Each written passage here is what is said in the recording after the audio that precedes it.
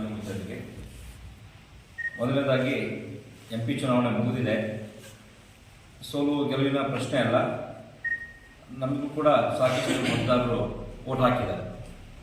ಆ ನಿಟ್ಟಿನಲ್ಲಿ ತಾಲೂಕಿನ ಎಲ್ಲ ಮತದಾರರಿಗೆ ಹಾಗೂ ಕಾರ್ಯಕರ್ತ ಬಂಧುಗಳಿಗೆ ನಾನು ಅನಂತಪುರ ಭಾಗದ ಏನು ಉಸ್ತುವಾರಿ ನಾವಿದ್ವಿ, ಸೊ ಆ ನಿಟ್ಟಿನಲ್ಲಿ ನಾನು ಧನ್ಯವಾದಗಳನ್ನು ಸಲ್ಲಿಸೋದಕ್ಕೆ ಮಾಧ್ಯಮ ಮುಖಾಂತರ ಇಷ್ಟಪಡ್ತೀನಿ. ಹಾಗೆಯೇ ಇವತ್ತು ನಾವು ಸುದ್ದಿಗೋಷ್ಠಿಯನ್ನು ಮಾಡ್ತಕ್ಕಂಥ ಒಂದು ರೀಸನ್ನೇ ಏನು, ಒಬ್ಬ ಮಾಜಿ ಶಾಸಕರು ಈ ತಾಲೂಕಲ್ಲಿ ಆಡಳಿತ ಮಾಡಿಬಿಟ್ಟು ಸ್ವಯಂ ಘೋಷಿತ ಅಭಿವೃದ್ಧಿ ಹರಿಕಾರ ಅಂತ ಅವರು ಪಟಾಣ ನಮ್ಮ ಜೊತೆಗೆ ಗುಂಡಾಗಿರಿ ಮಾಡ್ಬಿಟ್ಟು ಹೋದರು. ಅವರ ಶಿಷ್ಯನ ಕರ್ಮಕಾಂಡ ನೀವು ಯಾವ ಥರ ನಿಲ್ಲಿಸ್ತಿರೋ ಗೊತ್ತಿಲ್ಲ. ಕರ್ಮಕಾಂಡ ನಿಮಗೆಲ್ಲ ಗೊತ್ತಿರಬೇಕು. ಕಳೆದ ಚುನಾವಣೆ ಸಂದರ್ಭದಲ್ಲಿ ಪೊಲೀಸ್ ಇಲಾಖೆಯವರು ಅವ್ರನ್ನ ಗುಂಡಾ ಕಾಯ್ದೆ ಇದೆ ಅಂತ ಹೇಳ್ಬಿಟ್ಟು ಅವ್ರನ್ನ ಗಡೀಪಾರು ಮಾಡ್ತಾರೆ. ಒಂದು 2-3 ಜನ ಸಹಜವಾಗಿ ಇಲಾಖೆಯಲ್ಲಿ ಯಾರು ಗುಂಡಾ ಕಾಯ್ದೆಯಲ್ಲಿದ್ದಾರೆ, ಎಲಿಮೆಂಟ್ಸ್ ಇದ್ದಾರೆ ಅಂತದನ್ನ ಗಡೀಪಾರು ಮಾಡತಕ್ಕಂಥದ್ದು ಚುನಾವಣಾ ಸಂದರ್ಭದಲ್ಲಿ ಸಹಜ ಪ್ರಕ್ರಿಯೆ. ಅವರು ಇವತ್ತಿನ ನಿನ್ನೆ ಗುಂಡಾ ಕಾಯ್ದೆಯಲ್ಲಿ ಇಲ್ಲ. ಅವರು ಆ ಶಾಸಕರು, ಮಾಜಿ ಶಾಸಕರು ಇದ್ದಾಗ ಕೂಡ ಅವ್ರ ಮೇಲೆನೇ ಇತ್ತು ಗುಂಡಾ ಕಾಯ್ದೆ. ಅವರನ್ನ ಗಡೀಪಾರು ಮಾಡೋದು. ಅದಕ್ಕೆ ಅವ್ರು ಗಡೀಪಾರು ಆಗಿದ್ದಕ್ಕೆ ನಮ್ಮ ಶಾಸಕರ ಮೇಲೆ, ಕಾಂಗ್ರೆಸ್ ಪಕ್ಷದ ಮುಖಂಡರುಗಳ ಮೇಲೆ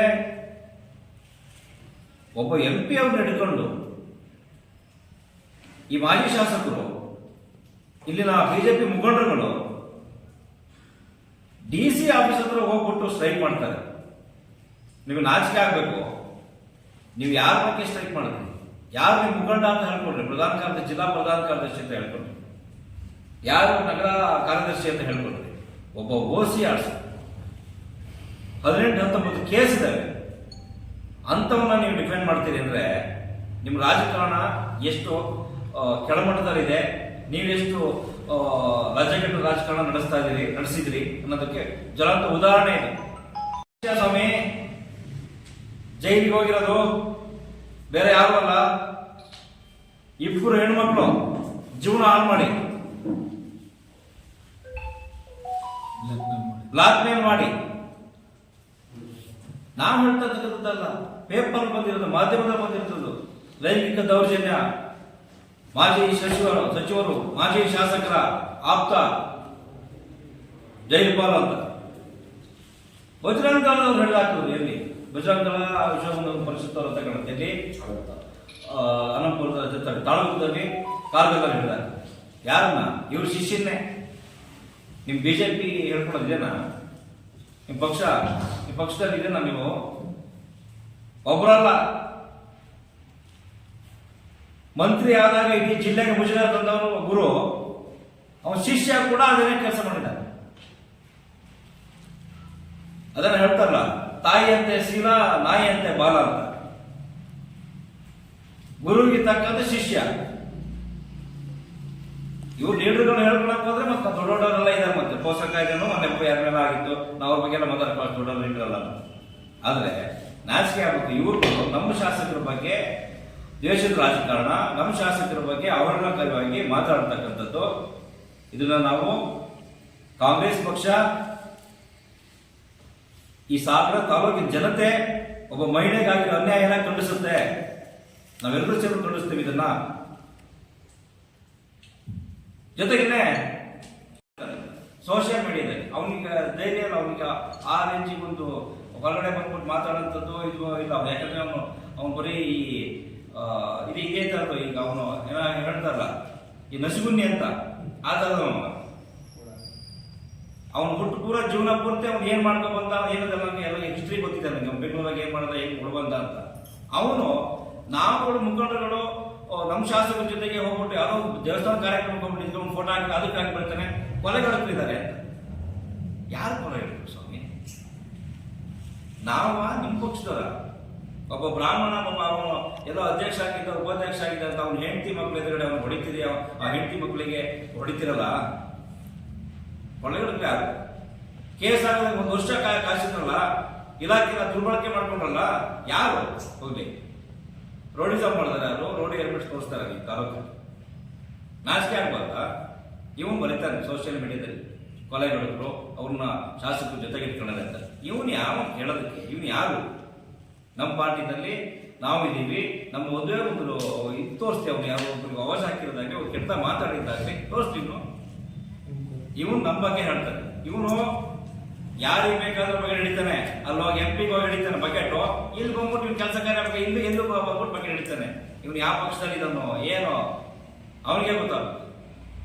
ದಯಮಾಡಿ ಅವನಿಗೆ ಕೂಡ ಹೇಳ್ತೀನಿ, ಮುಂದಿನ ದಿನಗಳಲ್ಲಿ ಯಾವುದಾದ್ರೂ ಸೋಷಿಯಲ್ ಮೀಡಿಯಾದಲ್ಲಾಗಲಿ ಎಲ್ಲೇ ಆಗಲಿ ತಿಳುವಳಿಕೆ ಇಟ್ಕೊಂಡು ಮಾತಾಡತಕ್ಕಂಥದ್ದು ಒಳ್ಳೇದು. ಇದು ನಿಮ್ಗೆ ಶೋಭೆ ತರುತ್ತದಲ್ಲ. ನಾವು ಸುಮ್ಮನೆ ಕೂಡ ಜೈಮಾನು ನಮ್ದಲ್ಲ. ಹಾಗೇನೆ ಶಾಸಕರ ಬಗ್ಗೆ MP ಚುನಾವಣೆ ಸೋತ ತಕ್ಷಣ ಒಬ್ರು ರಾಜ್ಯ ಪತ್ರಿಕಾಗೋಷ್ಠಿ ಮಾಡ್ತಾರೆ. ಇಲ್ಲೇ ಮಾಡ್ತಿದ್ದ ಕಣ ನಿಮ್ಮೆದುರುಗಳಿಗೆ ಮಾಡ್ತಾರೆ. ಮತ್ತೆ 2-3 ಕಡೆ ಹೇಳ್ತಾರೆ ರಾಜೀನಾಮೆ ಕೊಡಬೇಕು, ಹೊಣೆ ಹೊತ್ತು ಅಂತ. ದೊಡ್ಡ ಮುಖಂಡ, ಮಹಾ ಮುಖಂಡ, ಕಾಂಗ್ರೆಸ್ ಪಕ್ಷದಲ್ಲಿ ಕಾಗೋಡು ಸಾಹೇಬ್ರಿಗಿನ್ನ ದೊಡ್ಡವನು ಅಂತ ಅನ್ಕೊಂಡಿದ್ದ, ಸ್ವಯಂ ಘೋಷಿತ ನಾಯಕ. ನನಗೆ ಗೊತ್ತಿಲ್ಲ ಅವನ ಯೋಗ್ಯತೆ ಏನಂತ. ಕಾಂಗ್ರೆಸ್ ಪಕ್ಷದಲ್ಲಿ ಇದ್ದಾಗ ಆ ಬೂತಲ್ಲಿ ಅವನ ಬೂತಲ್ಲಿ ಎಷ್ಟು ಓಟ್ ತಗೊಂತಿದ್ದು ಅಂತ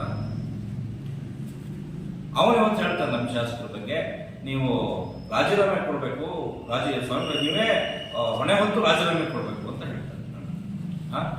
ಯಾಕೆ ರಾಜೀನಾಮೆ ಕೊಡಬೇಕು ಸ್ವಾಮಿ? ಜನ ಓಟ್ ಹಾಕಿದ್ದಾರೆ. ಹೋದ ಕೂಡ 23,000 ಓಟ್ ಲೀಡಲ್ಲಿ ಅವ್ರು ಗೆದ್ದಿದ್ರು. ಎಲ್ಲ ಮಿಸ್ಟೇಕ್ ಆಗಿರ್ಬೋದು, ನಮ್ಮ ಅಭ್ಯರ್ಥಿಗಳ ಬಗ್ಗೆ ಅವರ್ಣಕಾರಿ ಮಾತಾಡಿರ್ಬಿಟ್ಟು ಏನೋ ಅವ್ರು ಹೇಳಿರ್ಬೋದು, ಮೋದಿ ಅಂತ ಇರ್ಬೋದು, ಹಿಂದುತ್ವ ಅಂತ ಹೇಳ್ಬಿಟ್ಟು ನೀವು ಓಟ್ ತಗೊಂಡಿರ್ಬೋದು. ಆದ್ರೆ ಚುನಾವಣೆ ಇದು, ಸೋಲು ಗೆಲುವು ಎಲ್ರಿಗೂ ಇರ್ತದೆ. ನಿಮ್ಮ ರಾಜಕಾರಣ ಏನು ಅಂತ ನನಗೆ ಗೊತ್ತಿಲ್ವಾ? ನಾನು ತಾಲೂಕ್ ಪಂಚಾಯತಿ ಮೆಂಬರ್ ಆದಾಗ ನೀವು ಕೂಡ ಆಗಿದ್ರಿ, ಅಧ್ಯಕ್ಷರಾಗಿದ್ರಿ. 3 ಕೋಟಿ ಹತ್ರ ದುಡ್ಡು ತಾಲೂಕ್ ಪಂಚಾಯತಿ ಹಣ ಹೋಯ್ತಲ್ಲ. ನಿನ್ನ ದುರಂಕಾರದ ರಾಜಕಾರಣದಿಂದ ಹಣ ವಾಪಸ್ ಹೋಯ್ತಲ್ಲ. ಅವತ್ತು ಪ್ರಯೋಜನ ಮಾಡಕ್ ಆಗ್ಲಿಲ್ಲಲ್ಲ. ಅವತ್ತು ಬಾಯಲ್ಲಿ ಹೇಳಿಕೊಂಡಿದ್ದಪ್ಪ ನೀನು ಅಣ್ಣ ರಾಜಕಾರಣ ಮಾಡೋದು. ಇವತ್ತು ಶಾಸಕರಿಗೆ ರಾಜೀನಾಮೆ ಕೊಡುವಂತ ಹೇಳ್ತೀಯಾ? ಇಡೀ ತಾಲೂಕು ಬಗ್ಗೆ ಕಾಳಜಿ ಇಟ್ಟು ಬಹಳ ಕಾಳಜಿ ಇಟ್ಕೊಂಡು ನಾನು ದೊಡ್ಡ ಹೋರಾಟಗಾರ ಅಂತ ಹೇಳ್ಬಿಡ್ತೀಯಾ? ಈ ತಾಲೂಕಿನ ಜನತೆ ಮಾಡಿದ ಅನ್ಯಾಯ ಆಗ್ಬಾರ್ದು, ತಾಲೂಕಿಗೆ ಬಂದಿರ್ತಕ್ಕಂಥ ಹಣ ಆಗ್ಬಾರ್ದು. ವಾಪಸ್ ಹೋಯ್ತು. ಫ್ಲಡ್ ಆಗಿತ್ತು ಆ ಸಂದರ್ಭದಲ್ಲಿ. ಯಾರ ಪುನಃ ಬೆಂಗಳೂರಿಂದ ಕಂಪ್ನಿಯವ್ರು ಕಳಿಸಿದ್ರು, ರಕ್ಷಾರಾಮಯ್ಯ ಅವರು. ಲಕ್ಷಾಂತರ ರೂಪಾಯಿ ಮೆಟೀರಿಯಲ್ ಯಾವುದು ಕಿಟ್ಗಳನ್ನ ಸಂತೋಷ ಕೊಡಿ ಅಂತ ತಾಲೂಕ್ ಪಂಚಾಯತಿ ಹಳೆ ಆ ಗೋಡನಲ್ಲಿ ಇಟ್ಬಿಟ್ಟು ಬಳಸಿದ್ರಲ್ಲ. ನಿನ್ನ ನೇತೃತ್ವದಲ್ಲೇ ಅವತ್ತು ನಾಶಿ ಆಗಲ್ವಾ? ಇವತ್ತು ನೀನು ಬಂದ್ಬಿಟ್ಟು ಸ್ಟ್ರೈಕ್ ಮಾಡಕ್ ಹೋಗುತ್ತೆ, ಓಡ್ ಬಂದ್ಬಿಟ್ಟು ಸ್ಟ್ರೈಕ್ ಮಾಡೋದು. ಮೊನ್ನೆ ಅವ್ನು ನೋಡ್ತಿದ್ದಪ್ಪ ಸ್ಟ್ರೈಕ್ ಯಾವ್ದೋ ಸರ್ಕಾರಿ ಒತ್ತುವರಿ ಮಾಡಿದರೆ ಅವ್ರ ಬಗ್ಗೆ ಹಂಗೆ ಹಿಂಗೆ ಶಾಸಕರು ಅದು ಇದು ಏನೇನೋ ಮಾತಾಡ್ತಾರೆ. ನೋಡ್ಬಿಟ್ಟು ಆ ಮೈಕ್ ಸಿಕ್ಬಿಟ್ಟು ಏನು ಬೇಕಾದ್ರೆ ಮಾತಾಡ್ತಾರೆ. ನೀನು ಎಷ್ಟು ಸರ್ಕಾರಿ ಭೂಮಿ ಮಾಡಿದಿ, KPC ಲ್ಯಾಂಡ್ ಎಷ್ಟು ಒಳಗಡೆ ಹಾಕಿದಿ, ನಿಂದೆಷ್ಟು ಆಸ್ತಿ ಒಳಗಡೆ ಹಾಕಿದ್ದಿ ಸರ್ಕಾರಿ ಭೂಮಿನ? ಹಂಗೆ ನಮ್ಗೆ ಗೊತ್ತಿಲ್ವಾ? ನಿಮಗೆ ಇಡೀ ಮಾಧ್ಯಮ ಮುಖಾಂತರ ಮಾತಾಡ್ಬೇಕು. ಒಬ್ಬ ಶಾಸಕರ ಬಗ್ಗೆ ಮಾತಾಡ್ಬೇಕಾದ್ರೆ, ಒಬ್ಬ ಜನಪ್ರತಿನಿಧಿ ಬಗ್ಗೆ ಮಾತಾಡ್ಬೇಕಾದ್ರೆ ನಾವು ಯಾವ ತರ ಮಾತಾಡಬೇಕು, ಆಧಾರ ರಹಿತವಾಗಿ ಮಾತಾಡ್ಬೇಕಾದ್ರೆ ನಾವು ನಟ್ಟಗಿರ್ಬೇಕು. ಮಾತಾಡಿ ಆಧಾರ ಹಿಡ್ಕೊಂಡು ಇವರು ಸ್ಟ್ರೈಕ್ ಮಾಡಿ ಯಾವ್ದ್ರ ಬಗ್ಗೆ? ಹಾಸ್ಪಿಟಲ್ಗಳನ್ನ ಮೇಲ್ದರ್ಜೆಗೆ ಎಸ್ಟಿ ಅಂತ ಸ್ಟ್ರೈಕ್ ಮಾಡಲಿ ಇವರು ಅಪೋಸಿಷನ್ ಇದ್ದವರು. ಹೊಸ ಹೊಸ ಕಾಲೇಜುಗಳು ತರಲಿ ಅಂತ ಮಾಡಲಿ, ರಸ್ತೆಗಳ ಅಭಿವೃದ್ಧಿ ಆಗಲಿ ಅಂತ ಮಾಡಲಿ. ಅದನ್ನು ಬಿಟ್ಬಿಟ್ಟು ಇವ್ರು ಮಾಡೋದಂತದಕ್ಕೆ ಇವನೇ ಅವನ ಓಸಿ ಆಡ್ಸವನ್ನ ಗುಂಡಾ ಕಾಯ್ದೆ ಹಾಕಿದ್ರು ಅಂತ ಅದ್ರ ಬಗ್ಗೆ ಪ್ರೆಸ್ ಮೀಟು ಸ್ಟ್ರೈಕು. ಇವನೇ ಅವನ ಗುರುವಿನಂತೆ ಶಿಷ್ಯ ಇವತ್ತು ಹೋಗ್ಬಿಟ್ಟು ಮಹಿಳೆಗೆ ಒಂದು ಲೈಂಗಿಕ ಕಿರುಕುಳ ಕೊಟ್ಬಿಟ್ಟು ಜೈಲು ಹೋಗಿದಲ್ಲ, ಅವನ ಬಗ್ಗೆ ಸ್ಟ್ರೈಕ್ ಮಾಡ್ತಿರಲ್ಲ. ನೀವು BJP ಸಂಸ್ಕೃತಿ ನಾಚಿಕೆಡ ಬಂತು. ದಯಮಾಡಿ ಹೇಳ್ತೀನಿ, ಒಬ್ಬ ಅಪೋಸಿಷನ್ ಪಕ್ಷವಾಗಿ ಲೀಡರ್ಗಳಾಗಿ ಕ್ವಾಲಿಟಿನ ಉಳಿಸ್ಕೊಳ್ಳಿ ಅಂತಕ್ಕಂಥ ಮಾತನ್ನ ಈ ಮಾಧ್ಯಮ ಮುಖಾಂತರ ಎಲ್ಲರಿಗೂ ಹೇಳಕ್ಕೆ ಸ್ನೇಹಿತರೆ, ಇದರ ಜೊತೆಗೆ ಇನ್ನೊಂದು ವಿಚಾರವಾಗಿ ಮತ್ತೆ ಶಾಸಕರ ಬಗ್ಗೆ ಹಗುರವಾಗಿ ಮಾತಾಡುವಂಥದ್ದನ್ನ ನೋಡಿದ್ದೀವಿ. ಅಭಿವೃದ್ಧಿ ಕೆಲಸಗಳು ಒಂದೇ ಒಂದು ಪೈಸಾ ದುಡ್ಡು ಬಂದಿಲ್ಲ, ಒಂದು ವರ್ಷ ಆಯ್ತು, ಒಂದು ವರ್ಷ, ಒಂದು ತಿಂಗಳಾಯ್ತು, 2 ತಿಂಗಳಾಯ್ತು, 1 ರೂಪಾಯಿ ದುಡ್ಡು ಬಂದಿಲ್ಲ. ಎಲ್ಲರೂ ದುಡ್ಡು ಬಂದಿದ್ರೆ ತೋರಿಸ್ಲಿ. ನಾವು ಹಿಂದೆಲ್ಲ ತಂದಿರ್ತಕ್ಕಂಥ ದುಡ್ಡುಗಳಲ್ಲಿ ಬುದ್ಧಿ ಪೂಜೆ ಮಾಡ್ತಾರೆ, ಉದ್ಘಾಟನೆ ಮಾಡ್ತಾರೆ ಅಂತಕ್ಕಂಥದ್ದನ್ನು ಕಂಡಲ್ಲಿ ಸುತ್ತಲಿ ನಿತ್ತಲ್ಲಿ ಮಾತಾಡೋಂಥದ್ದನ್ನ ಒಂದು ಅಭ್ಯಾಸ ಮಾಡ್ಕೊತೀನಿ. ನಾನು ಬಹಿರಂಗವಾಗಿ ಎಲ್ಲ ಸ್ತರದ ಆ ಸಣ್ಣ ಪುಟ್ಟ ಮುಖಂಡರಿಂದ ಹಿಡಿದು ಅವ್ರ ತಾಲೂಕು ಅಧ್ಯಕ್ಷ, ನಗರಾಧ್ಯಕ್ಷ, ಜಿಲ್ಲಾಧ್ಯಕ್ಷರಿಂದ ಹಿಡಿದು ಎಲ್ಲರಿಗೂ ಸಾಗರ ಸರ್ಕಲ್ ಅಲ್ಲೇ ಬಹಿರಂಗವಾಗಿ ಚರ್ಚೆ ಕೂತ್ಕೊಳ್ಳೋಣ ಬನ್ನಿ ಅಂತಕ್ಕಂಥದ್ದನ್ನು ಕರಿತೀನಿ. ಏನಕ್ಕೆ ಅಂದ್ರೆ ನೀವು ಹಾಲಪ್ಪು